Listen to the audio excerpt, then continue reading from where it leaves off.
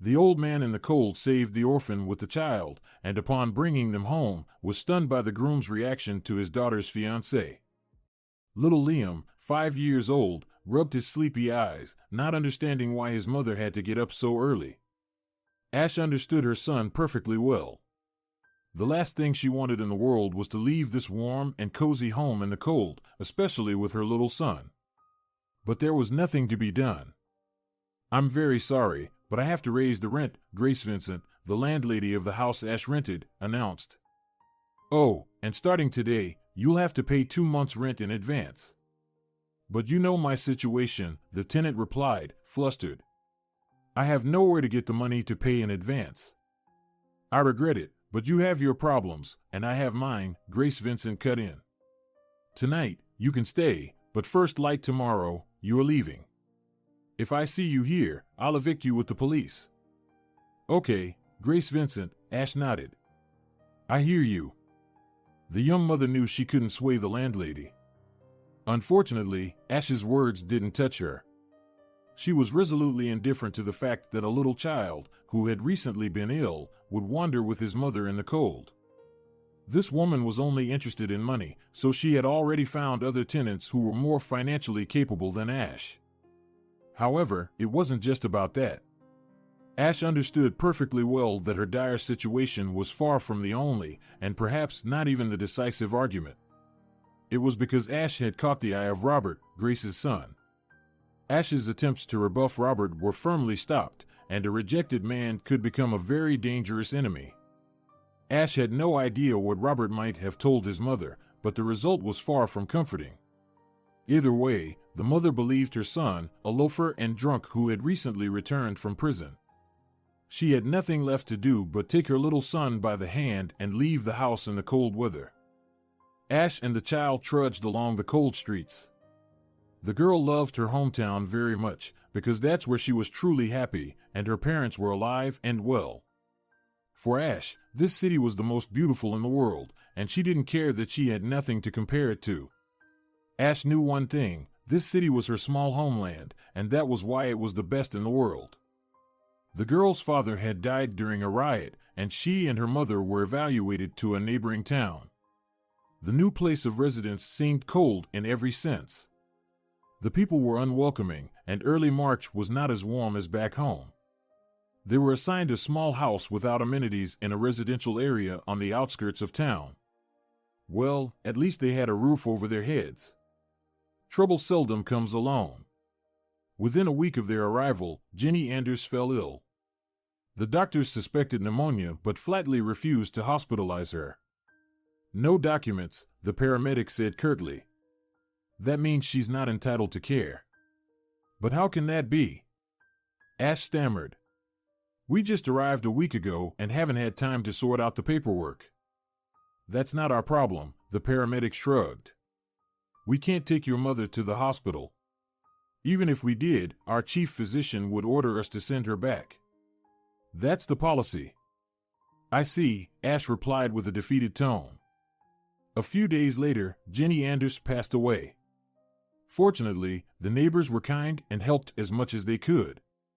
So, Ash, only 19 years old, was left completely alone.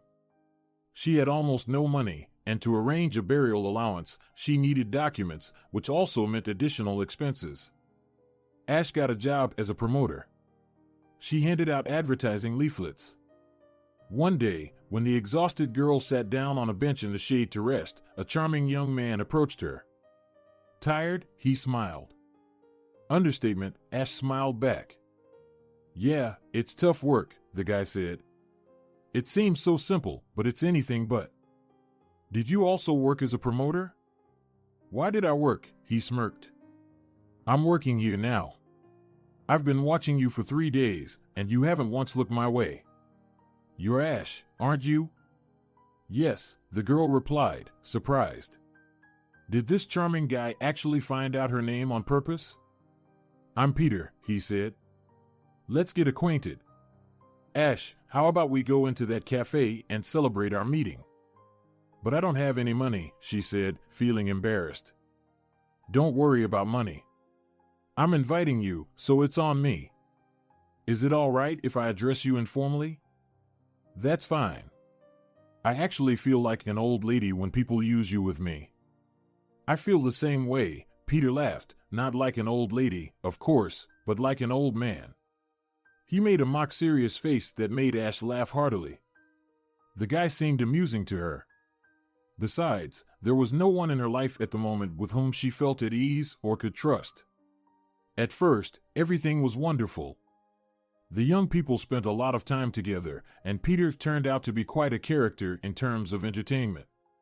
They went not only to cafes and movies, where they always found secluded spots for kisses, but also to the forest, the fields, and the river.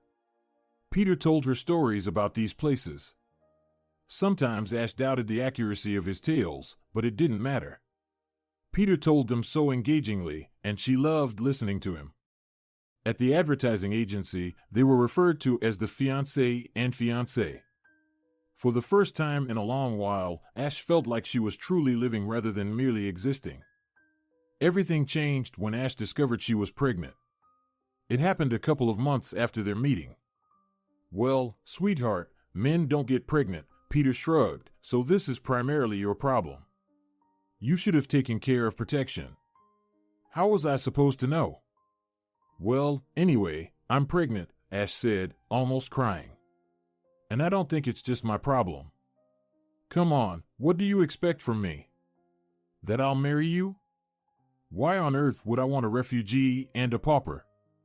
I have other plans for my life. Being a promoter is just a temporary gig for me. You have nothing else to catch here. But you should take responsibility too, she cried. How could she have been so wrong? She had met a sweet and charming guy with a great sense of humor. Or had he been replaced by someone else? I don't owe anyone anything, Peter said firmly. However, I can offer one option. What option? Ash's voice betrayed a hint of hope. I think you know what I'm talking about. Fine, I'll pay for the abortion. No, not that. Ash, listen, Peter's tone changed. You're young and beautiful. Why would you ruin your youth? I'm sure this isn't the life you dreamed of. You need to study and develop yourself. Make up your mind, Ash said with disdain. Am I supposed to study or just have no future? She left with a sense of pride. Ash had already sorted out her documents, so unlike her poor mother, she could count on proper medical care. She registered for prenatal care, genuinely relieved that at least she would be giving birth like a civilized person. And being a single mother, well, she wasn't the first, nor would she be the last. The most important thing was that the baby was born healthy. She worked as a promoter, took on a side job as a courier, and worked hard until her pregnancy became obvious. A promoter or a courier with a belly is quite an original sight, Ash thought. I'm afraid the boss won't appreciate it. She prudently began saving money for the baby's needs and for living expenses. Once her belly could no longer be hidden under any clothing, Ash stayed at home. But she didn't think about idling. When Ash was in school, she attended a knitting club and was quite good at it. She bought needles and yarn and started making things for the baby. One day, her neighbor Mia, a woman in her 30s, came over. When Ash and her mother had first arrived, Mia had helped them with clothes and groceries. What are you up to? The neighbor asked. Knitting. You know how to knit? Look at that, you're doing a great job. Oh, stop it. Ash waved her hand. I used to knit really well, but I've forgotten most of it. Don't worry, you'll remember everything. You could knit to order since you're at home now. Who would order from me? She scoffed. Well, post an ad online. Take pictures of your creations and see what happens. Besides, Mia said with a sly smile, word of mouth still works wonders. So, Ash started knitting on demand. 5 people responded to her ad, which wasn't too bad. Moreover, her neighbors in the private sector lined up to place their orders. It seemed that Ash had secured not only a reliable source of income but one with more interesting ingredients as well. When her baby boy Liam turned 1, the residents of the private sector learned about the upcoming demolition of the houses and the planned relocation. Ash braced for impact. You're not entitled to new housing, the official at the administration office told her. You don't have citizenship. But I'm registered here, Ash protested. That means I have the same rights as everyone else. I checked. But the official was unyielding. Priority is given to those who have lived in the city for a long time, she declared. What nonsense is this? The young mother exclaimed. You're obligated to provide at least temporary housing. Are you going to teach me how to do my job? The official squinted. If you're so knowledgeable, go back and assert your rights there. But I have a small child, Ash said with a trembling voice, trying not to cry, reminding herself that she had to stay strong for Liam. We have nowhere to go. You should have thought about that before you got into bed, the woman replied, turning to the window to signal that the audience was over. Back home, Ash began searching the internet for rental properties. However, some demanded exorbitant payments, often requiring at least a quarter in advance. Others were unwilling to rent to someone with a small child. And still others were not interested in dealing with a refugee without a permanent job. 2 weeks later, Ash found a suitable place. It was a well-built private house in a nice, well-maintained neighborhood.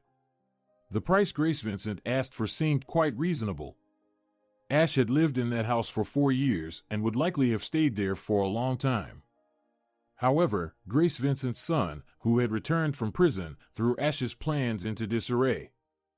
As dawn approached, the first pedestrians appeared on the street. They walked past the young woman and her child with indifference, oblivious to their plight in the cold and hunger. Ash, too, was oblivious to the passers-by. She simply walked on, holding Liam's hand tightly with one hand and carrying a small sports bag with their few belongings in the other. Mom, I'm cold and hungry, the little boy complained. I'll figure something out, Liam, his mother replied, forcing a smile. But what could she possibly come up with? The bitter cold cut through to her bones, and Ash herself would have given half her life for a cup of hot, fragrant tea and a warm bath, or at least a shower. Money was nearly non-existent, and the best she could hope for was a room in a cheap hotel with minimal amenities. Lost in her bleak thoughts, she didn't notice when she let go of Liam's hand as he became interested in a playground and wandered into the street. A moment later, the screeching of brakes pierced the air, and a strong, firm hand pulled Ash back. Everything happened so quickly that she barely grasped what was going on. Stunned, Ash looked up and saw an elderly man with an attractive, almost aristocratic face framed by a small beard. His radiant blue eyes were full of kindness. Are you in such a hurry to meet your end? The stranger asked with a smile. No, Ash replied timidly, returning his smile. I just got a bit distracted and stepped off the curb. It was then that Ash realized she had been mere seconds away from death. The fact that she hadn't been run over by a car was nothing short of a miracle. Liam, who had been exploring the playground, ran up to Ash. With gratitude, Ash looked at the elderly man, who unexpectedly offered, "How about we go to a cafe? We can eat and warm up. What do you think?" "Yes, I want to go to a cafe," Liam responded eagerly. Ash looked down. She really wanted to go to a cafe, but who knew what the prices would be like? "Don't worry," the stranger said, accurately interpreting Ash's concern. "It's my treat. I'm paying." Ash's heart lifted, and she nodded. Within 2 minutes, the trio was introduced and seated in a warm, cozy cafe. They enjoyed delicious apple pie that melted in their mouths, washed it down with hot tea, and the loquacious old man began to talk about himself. The new acquaintance introduced himself as Johnny Clark, and to Ash's surprise, he turned out to be a successful businessman. His multimillion-dollar assets were invested in several of the country's most reliable banks. "Wow!" Ash exclaimed. "Yes," the businessman agreed. And then Ash realized that Johnny seemed to want to say something more, something that had perhaps been troubling him for a long time. But what did that have to do with her and her son? It appeared that the elderly man had gathered his courage. "Ash, I apologize in advance for the intrusive question, but I understand that you and your son are without a place to live," he asked. Ash blushed deeply, looking away in embarrassment, and Johnny hurried to smooth over the awkwardness. "Please forgive me, I'm a straightforward person," he said, almost apologetically. "I'm not asking out of curiosity, I simply want to help." Ash thought, "Do I look so destitute that it's obvious to everyone?" Realizing there was no point in hiding anymore, Ash reluctantly nodded. And indeed, why hide, she thought. As if there's a line of people waiting to help me. Seeing that his assumption was correct, Johnny Clark, being a businessman, got straight to the point. "A year and a half ago," he began in a somber voice, "a terrible tragedy struck my family. My son Anderson was killed in a car accident along with his pregnant wife." "Oh my God!" Ash exclaimed. "I'm so sorry for your loss." No, Anderson is alive." Johnny shook his head. "He's just become disabled." Anderson had always dreamed of having his own children. Now he's fallen into a deep depression. He refuses to get treatment, saying that without Lily and their unborn child, life has lost its meaning. "Well, that's understandable," Ash nodded. "Anyone in his position would probably fall into depression." "Yes," agreed the businessman. "That's why I want to offer you a position as a housekeeper. Anderson will see your little boy, and who knows, he might warm up and return to life. Of course, in return, I'll provide you with accommodation and everything else you need." Ash was, to put it mildly, astonished. Could it really be that this wealthy man was willing to let strangers into his home so easily? Johnny continued. "I also have a daughter, Aaliyah," he said, and noticing Ash's confusion, he added, "but don't mind her. She won't be a bother to you." Ash thought to herself, his daughter isn't the one moving in with me. It's the other way around. Johnny continued, "Aaliyah has a small business, a personal life, and she's very busy, so." Ash looked closely at the wealthy man sitting before her, who seemed to have only one problem, how not to lose his riches. Just 10 minutes ago, she would have bet that the old man was happy. She couldn't deny that all his wealth was earned through hard work. But now, in his old age, Johnny should be enjoying everything he has to the fullest. He probably travels often, not to mention his beautiful, cozy home, dining out not just at cafes, but at restaurants, strolling through supermarkets and filling his cart with groceries without worrying about running out of money. And here it turns out that the successful businessman's family has serious issues. And a single mother like Ash could help solve them. Yes, life is unpredictable. But the real question is whether there's a catch here. And should she accept the offer? The rich have their own quirks.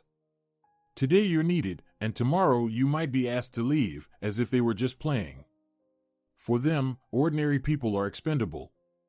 But on the other hand, what am I really losing? The young woman thought. Nothing, really. I have nowhere else to go. And he doesn't seem like a scheming villain. Though Ash had never seen a villain in real life, only in movies, and they sometimes show the most outrageous things. With a deep breath, Ash made her decision. After a brief pause for effect, Ash gave her agreement. Seeing the spark of hope in the businessman's eyes, she felt like a benevolent fairy. They left the cafe and headed to the parking lot. "Please," the man said with a smile, opening the doors of a sleek black car. On the way home, he told Ash that he and his wife, Noelle, were expecting an important guest that evening, so all attention will be focused on him, he concluded. "And who is this guest?" Ash asked. "Aaliyah has a fiancé. The wedding is coming up, and Noelle and I are very eager to meet our daughter's chosen one," he replied. "Ash, do you have any special requests?" She shrugged. Her main concern was that Liam was comfortable, everything else was secondary. Having food and a roof over her head was already a lot. When they arrived at the house, the table was already set. Judging by the number of place settings, a lot of guests were expected. It seemed that this fiancé was indeed an important person, Ash concluded. Johnny and his wife went to the kitchen and talked for about 10 minutes. When they came out, Noelle gave Ash a warm smile and said, "Ash, let me show you your room." The room was impressive. It was decorated in peach and beige tones, with a comfortable, spacious bed, a coffee-colored suede armchair, and cream organza curtains. It was cozy and tastefully done. So, what do you think? Do you like it? I do. It's very cozy and beautiful, Ash smiled and nodded. Now let's go see your son's room. By the way, what's his name? Liam. The room designated for her son was decorated in bright, cheerful colors, just as a child's room should be. It had many toys and even a computer. A computer, the child exclaimed happily, and Ash felt a pang of sadness. Liam had only seen computers in pictures and store windows they never entered because they couldn't afford to. I'm glad you like it, Noelle said. Now let's go to the table. I would have offered you a bath, but I'm afraid there's no time now, so maybe later. To the table? Ash asked, somewhat confused. But what's the matter? The hostess asked with a smile. I just feel a bit awkward, the young woman hesitated. I see nothing awkward, Johnny said as he entered the room. Please, make yourself at home. Within 5 minutes, all the guests were seated at the table, which was lavishly set for the occasion of meeting Aaliyah's fiancé. The most interesting thing was that the beloved of the host's daughter was inexplicably late. He'll be here any minute, Aaliyah said. We just spoke to him on the phone. That's not very honorable, her father remarked. A real man should be punctual. That's how you earn the trust of those you'll be working with. Dad, his daughter exclaimed, casting him a reproachful look. We're not here to work. All right, I'll be quiet. The head of the family raised his hands in surrender. Meanwhile, Ash had met the members of the Johnny Clark family, including his paralyzed son, Anderson. They seemed like nice people to her. Well, she thought with surprise, they have no arrogance at all. In Ash's understanding, people living in such a house would have a whole army of servants, but she saw none. Noelle, will your special roast pork with lingonberry sauce be served? One of the invited women asked. Of course, the hostess smiled. She even cooks herself, Ash thought with respect, and her sympathy for Johnny's wife grew. Ash answered the family's questions with restraint, joked, and, to her own surprise, quickly felt at ease. The guests didn't seem snobbish either, at least at first glance. The dinner was lively and very warm. In the living room, Aaliyah's fiancé appeared, and Ash recognized Peter, Liam's father. She struggled to stifle a gasp of astonishment. At first, Ash thought she was dreaming and pinched herself on the cheek. But no, she was awake. Standing before her was none other than Peter, and unfortunately, he showed no signs of disappearing into oblivion. Of course, Peter immediately recognized his former fiancée but gave no sign of it. If Peter was taken aback, it was only for the first few seconds. Then, as if nothing had happened, he settled at the table and began to enjoy the festive dinner with gusto. Ash felt nauseous. She even paled and quickly averted her gaze. She didn't want to look at the person who had betrayed her 5 years ago. It hurt her not so much for herself but for Liam. Peter hadn't changed much. He still had the same self-assured look and a consumptive attitude towards everything in the world. It didn't take much intelligence to understand one simple fact: Peter was not marrying Aaliyah for love, but for her parents' money. Ash physically could not remain at the same table with a traitor. It became hard for her to breathe. Therefore, she decided it was best to excuse herself and go to another room. She covered her eyes with her hands and let the tears flow. Fate really decided to keep mocking me, she thought with frustration. Ash was so absorbed in her gloomy thoughts that she didn't notice Johnny slipping in after her. After observing his guest for a moment, he approached her resolutely and asked gently, "Is something wrong? Has someone upset you?" Unknowingly, Ash poured out the whole truth to the old man.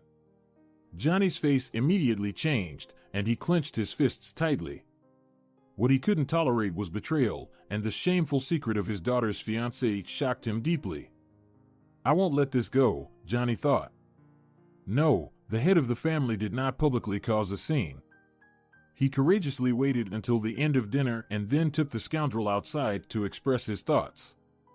And as for the upcoming engagement, Johnny Clark concluded, you can forget about it. Get out of here, scoundrel, and quickly. It was already the second week of Ash and Liam's stay in the successful businessman's house. She had developed excellent relations with all the household members except Aaliyah. The entrepreneur's daughter, believing that Ash was the cause of the hatred toward Peter, took an immediate dislike to her.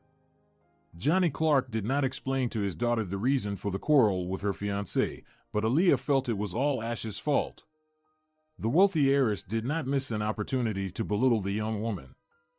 The next day during dinner, Ash asked the hostess, Noelle, do you happen to have anything to read? What do you like to read? The businessman's wife inquired. It's strange that she can even read at all, Aaliyah murmured quietly but loud enough for everyone to hear. Romance novels, the young woman replied, choosing to ignore the hostess's daughter's comment. Aaliyah snorted. Interesting what you could possibly understand about love? Well, in that regard, you're not far off from me, Ash thought with a smirk. Well, I'm a given case, but why did you fall short? Couldn't a girl from such a circle find a more decent fiancé? And Peter didn't even try to justify himself. But she kept her thoughts to herself. Noelle gave her daughter a reproachful look, but Aaliyah was not at all fazed. Unperturbed, Aaliyah continued. Hey, Ash? Or whatever your name is. Maybe you'd like to share your experience? You seem to have some. Certainly, I do. But let's save that conversation for another time. Johnny cut off the quarrel. Noelle, thank you for the dinner. Everything was very delicious. A few days later, Noelle noticed that Ash needed to acquire at least a few decent clothes. Aaliyah, you should take her shopping, the mother suggested. She genuinely hoped that her daughter would befriend Ash and stop picking on her, suggest something. As you know, Mom, I don't shop at second-hand stores, Aaliyah sniffed, so sorry, but I can't suggest anything. Ash, who was polishing the windowsill at the time, had to make a huge effort to hold back tears. Endure, she told herself mentally, you have to put up with this for Liam's sake. However, the young woman made up her mind. As soon as she had the chance to rent her own place, she would certainly take it. After all, Ash had a sense of dignity too. It's easy to judge when everything is handed to you on a silver platter. Unlike his sister, Anderson behaved more amicably. Surprisingly, the businessman's plan proved to be correct.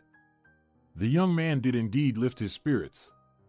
He enjoyed playing with the boy, and it seemed as if he didn't even notice his wheelchair. Anderson and Liam would head to the gym to play ball, and the boy was thrilled with his new friend. Is Liam being too much of a bother? Ash asked. He's like that. Once he attaches to someone, it's for keeps. Let him attach as much as he wants. Anderson smiled. You've got a great kid. He is great, she nodded with a smile, filled with maternal pride, boundless love, and that's something uniquely maternal. I never became a father, Anderson thought bitterly, not to mention my poor Lily. For a moment, their eyes met, and Ash blushed. Anderson looked at her in a way no man had before. Ash had certainly thought Peter found her attractive, but now she realized he was only interested in light, uncomplicated relationships. So such looks were out of the realm of possibility. It's possible to imagine all sorts of things, she chided herself, so he looked, and what of it? He has eyes, so he looks. After all, he lost his wife and unborn child. So, such looks at a woman with a child are quite natural. Meanwhile, Anderson's gaze remained fixed on her as Ash asked her son, Liam, are you hungry? Noelle baked some pancakes. With condensed milk? The boy exclaimed. If you want, you can have them with condensed milk, his mother nodded.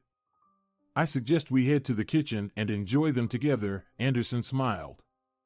His smile was almost conspiratorial, and Ash found herself feeling cheerful too. I don't like these pompous breakfasts, lunches, and dinners in the dining room, the host's son said. The kitchen is cozier and more intimate. I agree, Ash responded. So, how about a cozy kitchen meal? Anderson winked. Let's have a little get-together. Cool, declared Liam. I think so too. And I'll join the majority, Ash said with a thoughtful tone. The cheerful trio enjoyed their pancakes not only with condensed milk but also with cherry jam, chocolate syrup, and sour cream. These are delicious, praised Ash. They're so lacy and the flavor is delicate. Mine always turn out thick, no matter how hard I try. Mom is a real master at making pancakes, Anderson proudly confirmed. And not just pancakes. That's true, Ash began to say, but she didn't get to finish her sentence. What a perfect little scene. They heard a snide voice. All three turned their heads towards the kitchen entrance and saw Aaliyah. The girl looked at them with a smirk and was clearly preparing to say something unpleasant. And she did. You're like one big happy family. Aaliyah, stop being ridiculous, Anderson frowned. Ash and I are just good friends, nothing more. Oh really? Aaliyah asked skeptically. So the lady obviously has ulterior motives, right, Ash? Have you mistaken me for someone else? Ash couldn't hold back and immediately regretted it. After all, she was living in the home of this girl's parents, but there are limits to everything. Oh, and we can bite, Aaliyah drawled. Just don't break your teeth on us. Well, I won't disturb you further. The girl left the kitchen, and Anderson waved his hand dismissively. Don't pay her any mind. Aaliyah can be a handful, but she gets over things quickly, Ash nodded, and he added, you know, I actually think you two might become friends. That seems unlikely, thought Ash. I don't understand why she's so worked up about you, Anderson wondered. Maybe she's jealous. Jealous of what? Ash sighed inwardly and pondered the reason for Aaliyah's dislike. It was clear that it had something to do with Peter, but the question was what exactly Aaliyah knew. If Johnny had told his daughter what kind of person her fiancé was, then it indeed would be jealousy, and a foolish one at that. If Peter could behave like this, Aaliyah should be aware that nothing good awaited her with him, and she should understand that. Or is she that naive? The second option was that Aaliyah didn't know anything. Well, that would excuse her, but it didn't make things easier for Ash. She was already feeling uncomfortable. Ash leaned towards the second option. Johnny must know that this isn't his secret. Although, if he had told his daughter everything, it would be easier. The thought gave Ash a headache, and she winced. Are you feeling unwell? Anderson asked with concern. My head is just aching a bit. Then you should lie down for a while. After that, I've got a little surprise for you. What kind of surprise? Ash asked, intrigued. Well, if I tell you what it is, then it won't be a surprise, will it? Anderson laughed. The surprise turned out to be a picnic outing. For this purpose, Anderson had persuaded his father to lend him a driver, and he gladly obliged. Johnny could hardly remember the last time his son had shown such interest in anything, let alone become excited about an idea. Anderson, Ash, and Liam drove in the car, enjoying the scenery. Sometimes, it's the little things that make a difference, Ash thought. Just appreciating the beauty of nature can instantly lift your mood. People have forgotten how to find joy in the simple things that, essentially, make up our lives. Lost in these thoughts, she didn't notice how they arrived at a charming wooden house. Although in this case, the term house seemed a bit of an understatement. The single-story home was spacious and very cozy. Do you like it? Anderson asked, catching Ash's admiring glance. Very much. She replied sincerely. I do too. He smiled, but then a shadow passed over Anderson's face. This house was probably built or bought to spend time with his wife and the child who never came, Ash realized. Well, come in and make yourselves comfortable. The host invited with a playful bow. The house was warm and smelled of something meaty and incredibly delicious. Thank you, Dolly. Anderson thanked the petite woman whom Ash had initially overlooked. Always at your service, Anderson, she smiled. Please, join us at the table. Anderson said with a satisfied grin. The table was laden with appetizing dishes and drinks of various colors. It's almost a shame to eat such beauty, Ash remarked. I know, right? He agreed. But I don't know about you, but I'm starving. So, folks, we're going to have to demolish this beauty, aren't we, Liam? Yes, the boy agreed. Out of the mouths of babes comes truth, Anderson remarked, and the three of them quickly began to enjoy their meal. The food was excellent, but as it turned out, the guests were in for some outdoor fun. Liam was squealing with delight as he slid down the slide, while Anderson and Ash watched him with smiles. Ash herself felt a strong urge to try the slide. When was the last time she did that? Back in her hometown. The thought of her native city brought tears to her eyes. After the outdoor fun, there was a sauna, ice-cold beer, and incredibly delicious berry juice for Liam. Ash suddenly had a strange feeling that they were like a family. What a strange thought, she mused, surprised at herself. Mom, I'm tired, her son interrupted her thoughts. Yes, of course, Anderson nodded. Come on, buddy, let's get you settled. Ash was about to offer to do it herself, but realized that Anderson might not appreciate that. For him, it was very important to feel independent. I wonder if there's any hope that Anderson might walk again? Ash thought. With their money, nothing is impossible, but doctors are not gods. All set, Anderson said with a smile. The sauna definitely did Liam good. Not just the sauna, but also the outdoor games. Yes, exactly. You know, when I was watching you, I really wanted to join in, but... Tell me, Anderson, Ash asked, bracing herself, is there any hope? The doctors say there is, he sighed, but it's just hope. No one can give exact predictions. What if nothing comes of it? Is it worth chasing hope that might turn out to be false? Anderson's words carried a lot of sense. But Ash had always believed that one should seize every opportunity. You know, Anderson, she said quietly, I lost both of my parents. They're gone for good. But you're here. So why not try? You're a very smart person, and I believe you'll be able to handle a possible unsuccessful outcome of the surgery. But personally, I have a feeling that everything will turn out well. Do you really think so? Anderson asked with hope. It seemed to him that if Ash believed in it, then it must be true. After all, it wasn't by chance that the Almighty had sent this extraordinary girl and her son into their home. Yes, Ash replied with a disarming smile. Well, I think I'll give it a try, Anderson said after a moment's thought. Then he suddenly added, You're very beautiful. What? Ash said, surprised. Beautiful, Ash. Really? And may I ask a question? I'll preface it by saying, if you don't want to answer, you don't have to. What's the question? What connects you with my sister's former fiancé? And why do you think there's something connecting me with him? She asked, pretending to be surprised, while Anderson shook his head. Ash, it seems you're not very good at lying. Is that so bad? It's wonderful, he nodded, but don't avoid the question. Ash pondered for a moment. Maybe I should really tell him about my relationship with Peter. After all, we've become such good friends. Isn't it natural to share this story with a friend? In the end, it should be Peter who feels ashamed, not me. And Ash replied, You've understood everything correctly. Peter and I are indeed connected.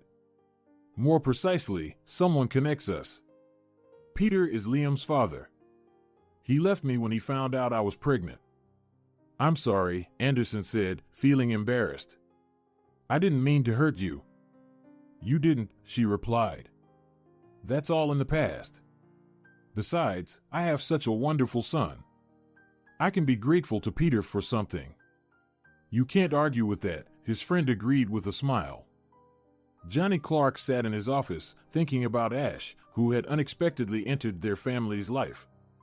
He realized that Anderson had feelings for her. And, to be honest, he wouldn't mind if things worked out between the young people. After all, the child even calls him Grandpa Johnny. The young people were enjoying their time at Anderson's house, and Johnny Clark sincerely hoped that Ash would like it there. The businessman recalled that they were returning this evening, and he felt warm and content. Only Aaliyah. There was a knock on the door. Yes, yes, come in, the host of the office called out, and the door immediately opened. Standing in the doorway was a smiling Aaliyah. Maybe it's time to talk to my daughter, Johnny Clark thought. But it's not right for people to feud over practically nothing. Hi, Daddy, the girl said cheerfully. Oh, hi, if you're not joking, the father replied with a smile. I actually wanted to talk to you. Oh no, Dad, Aaliyah waved her well-groomed hands, that can wait. I'm going shopping and wanted to ask you for some money. I hope you won't refuse me. Have I ever refused you? Johnny said, looking at her affectionate expression. It's not so easy to say no to that. Aaliyah laughed. Since early childhood, she had learned to make such a face that it was hard to refuse her anything, whether it was the biggest rose on a cake or a sum of money. Who knows how it would have been if their family had counted every penny. But, thankfully, it wasn't the case. Shopping is a serious matter, Johnny Clark said with playful irony, so let me get you some cash from the safe. I have too many tabs open on the laptop, and I left my phone in the other room. I don't mind. Cash will do. I'm not a princess. I'll just transfer it to my card myself.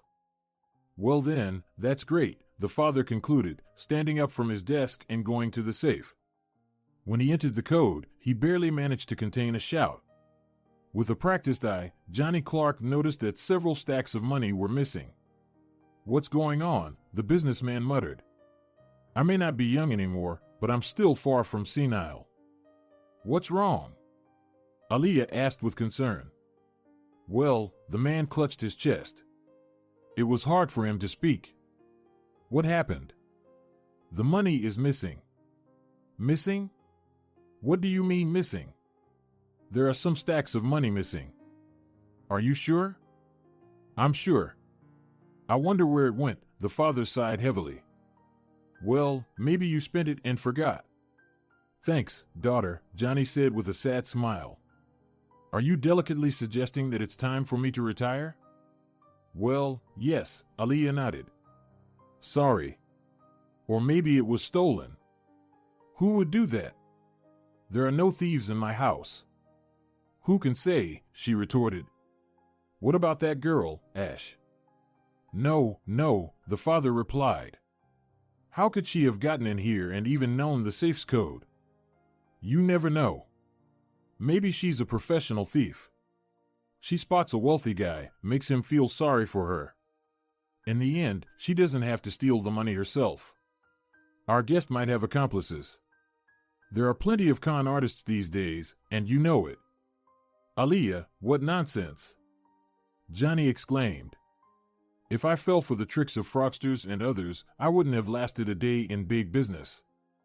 Even the best can have lapses, she said. I hope you don't take it personally.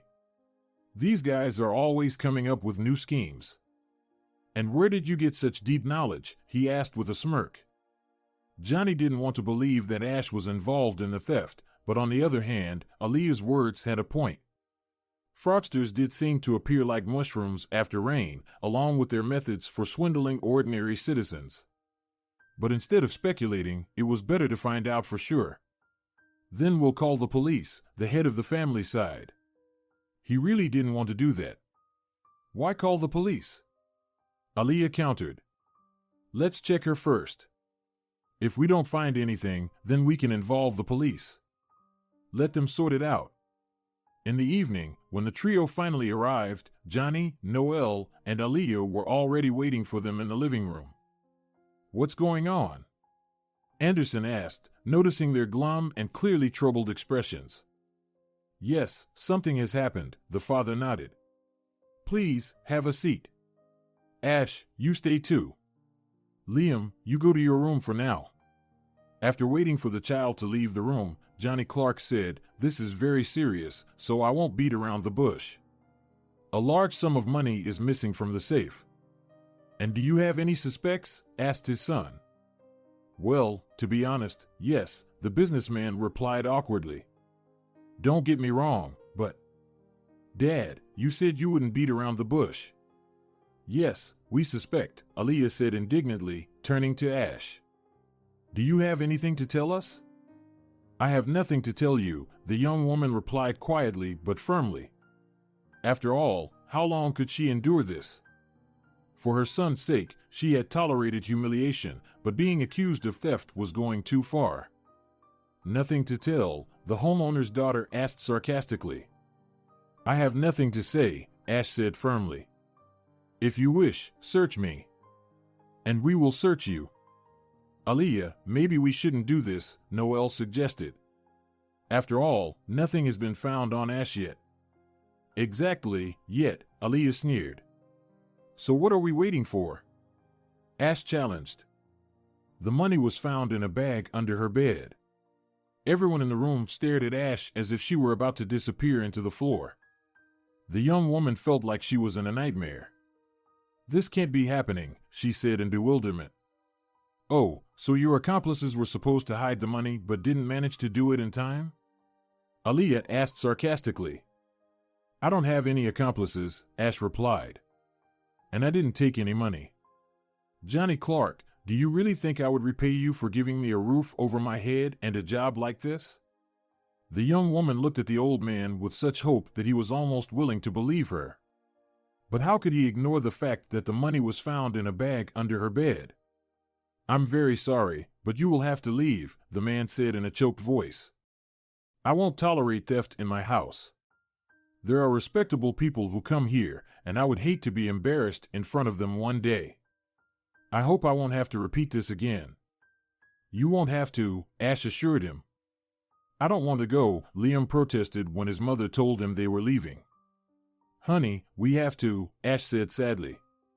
It's just that Grandpa Johnny is expecting important people, and we need to leave.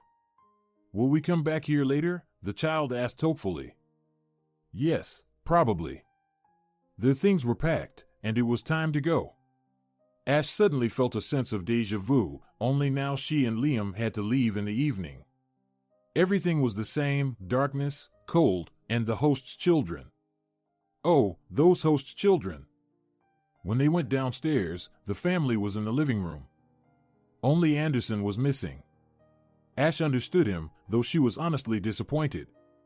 Did he really believe that she had taken the money? Have you lost your mind? She thought to herself. Who else was he supposed to believe? We should check if she took anything else, Aaliyah said disdainfully. Then check, Ash retorted. What's the problem? No, look at her, she's even smirking, Aaliyah said contemptuously. Aaliyah, not in front of the child, their mother pleaded. And why not? Aaliyah retorted defiantly. Let him see what kind of mother he has. Everyone calm down, Johnny Clark barked. Aaliyah, be quiet. And you, Ash, I ask you to leave my house as soon as possible. I am very disappointed. The young woman walked down the street, holding her son's hand, just like before. However, this time, Ash's situation wasn't as dire. She had money. Johnny Clark had given her an advance. So they could stay in a hostel. This should last us 3 or 4 days, and then we'll figure something out, she thought. And there's a shuttle. I don't like it here, Liam declared as soon as they stepped into the room they would be staying in. Me neither, his mother thought, but out loud she said. It's okay, sweetie, we won't be here long. What else could she say? So, brother, it's hard to be disappointed in people? Aaliyah asked sarcastically. Anderson was sitting in the living room, flipping through a magazine, staring blankly at it. It is, he sighed. But it's kind of strange. What's so strange about it? Ash has nowhere to go. Why would she mess things up like that? Well, maybe, his sister exclaimed, she was hoping to rent a place with that money and live comfortably. Maybe you're right, Anderson said after a moment of thought. It's quite plausible. But why do I still feel uneasy? Of course you're right, Aaliyah said with a touch of wisdom. Anyway, I'm going to bed. Good night, her brother replied absent-mindedly, wondering, how was the money discovered? Father rarely checks the safe. Just as he was about to voice his doubts, their mother came down to the living room. Noelle's face was pale, and her hands were trembling. Dad's had a heart attack, she said in a strange, detached voice, and weakly sank onto the ottoman, hiding her face in her hands. What? The children asked in unison. Dad's in really bad shape, Noelle cried. He must have been so upset by what happened. I called an ambulance. Aaliyah gasped, covering her mouth with her hand. Johnny's life was not in danger, and if not for his depressed state, one could say he was holding up well. Aaliyah, however, had spent the entire night awake. Yawning, she came down to the kitchen, where her mother was sipping coffee and staring blankly into space. You're up early today, Noelle remarked. The girl, who worked in interior design and set her own schedule, was not known for her early rising. Early, the girl repeated, with a sad smile. I didn't sleep a wink all night. You're not the only one, their mother replied. But thank God Dad only had a slight scare. But you know, dear, I can't stop thinking about that girl, Ash, Noelle said, frowning. Honestly, I don't believe she's a thief. And this story with Peter. I had a guilty thought that maybe he was involved. Peter? The girl was surprised. Why would he do that? To get revenge, Noelle shrugged. Revenge for what? For driving him away from our house. Speaking of which, Aaliyah recalled, I'm trying to figure out how she managed it, but nothing useful comes to mind. Now it was Noelle's turn to be surprised. I thought you knew, said their mother. Otherwise, why such a harsh attitude towards the poor girl? Knew what? Well, Peter is the father of her child. He left Ash when he found out she was pregnant. Are you serious? Aaliyah was stunned. However, the guilt she felt was even stronger. Oh God, what an idiot I've been, she thought. What have I done? And her mother had only poured oil on the fire. The poor girl had to go through so much. First, her father died, and when she and her mother were evacuated to our city, her mother fell gravely ill and died. After a lot of struggle, she managed to get citizenship, worked wherever she could, and then came the encounter with Peter, the pregnancy. Noelle recounted the trials and tribulations of Ash's life. Aaliyah felt worse and worse. Listen, you idiot, scum, she berated herself. You had everything handed to you easily. Now you know there's another side to life. And all because of that bastard, Peter. What a piece of work. Yes, it's awful, Aaliyah said after hearing her mother's story. It's hard to wrap my head around it. Mom, she said, I need to confess something. Aaliyah, can it wait? Don't you remember we're going to see Dad soon? It has to be now, Aaliyah insisted, or I won't be able to later. The thing is, it's hard for me to admit, but Ash really didn't steal any money. It was me. You? But why? To frame her because of Peter. Oh my God, what have you done? Yes, Mom, I understand that I'm a terrible person, the daughter admitted sorrowfully. Even worse. You can kick me out of the house, and I deserve it. You fool, Noelle shook her head. I want to be angry with you, but I can't. And do you know why? Because, actually, you did well. Don't exaggerate.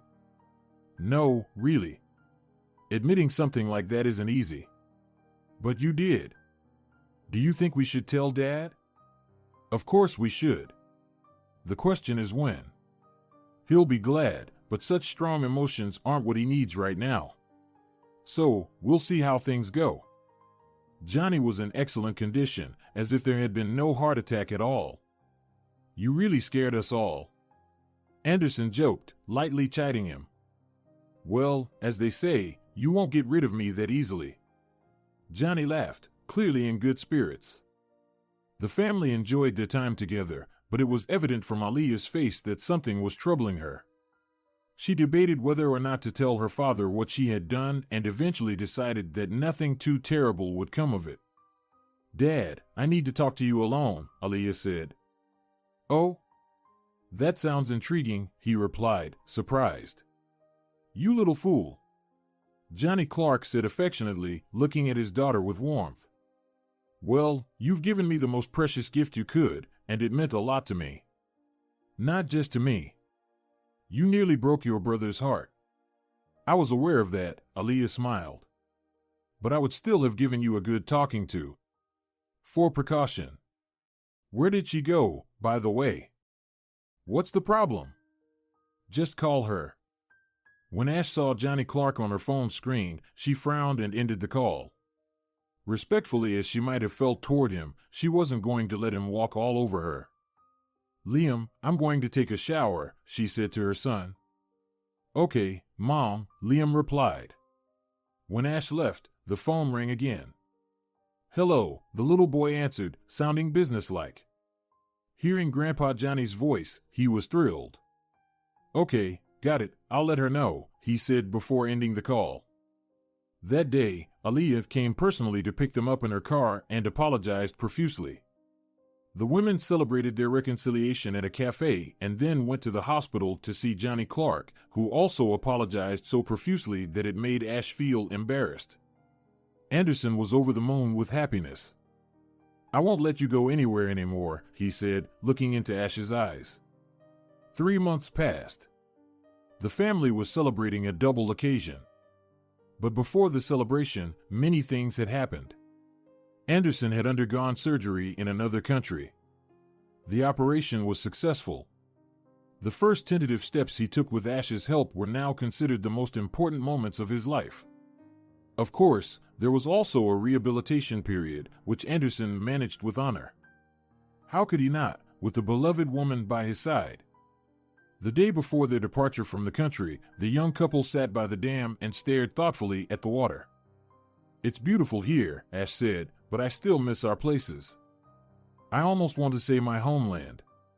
But where is my homeland now?" "Wherever your heart is," Anderson replied. They were silent for a moment. "Ash." "Yes?" "Will you marry me?" "Are you joking?" "Why?" "I love you, and you love me, don't you?" "Are you still asking?" Ash pretended to be offended. "So what's the problem?" "There isn't one." "Of course, there isn't," she exclaimed.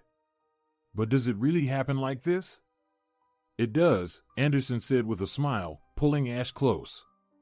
"But you haven't answered my question. Will you marry me?" "Haven't I answered?" The young woman laughed. "Yes, I will marry you." Aaliyah's personal life was also changing. She had joined a new fitness club, where she experienced a pure and bright feeling. Her beloved became her instructor, Roy, who was as handsome as Apollo and as kind as an angel. The feeling was mutual, and within a week, Roy and Aaliyah began dating. The happy heiress found that before she knew it, her beloved had proposed to her. Ironically, this happened on the same day that her older brother proposed to Ash. The brides were beautiful, and so were the grooms. "I always dreamed of having my wedding on the same day as someone else's," Aaliyah confided to her new sister-in-law. "Once, my friend Nora and I dreamed of this, but life turned out differently. Nora married a foreigner and moved to another country." "Well," Ash smiled, "what wedding on the same day? Are you upset?" "At first, yes," the relative nodded. "But now I think it turned out even better. To have a new daughter-in-law and become a sister-in-law on the same day, well, not everyone gets that." "That's for sure." "Bitter," suddenly shouted the guests. "Perfectly timed," Anderson remarked, "otherwise our brides might have forgotten about us." The couples exchanged kisses, and the newlyweds smiled at the young people, reminiscing about their own wedding day. They could never have imagined that their children would celebrate their weddings on the same day. "Aren't they all just lovely?" Noelle smiled. Looking at them, you can't help but believe they'll be happy. "They will be," her husband replied confidently. I think so too, Liam, sitting beside them, added seriously. See? Johnny Clark said with a smile. Out of the mouths of babes comes the truth. Fireworks exploded in the air.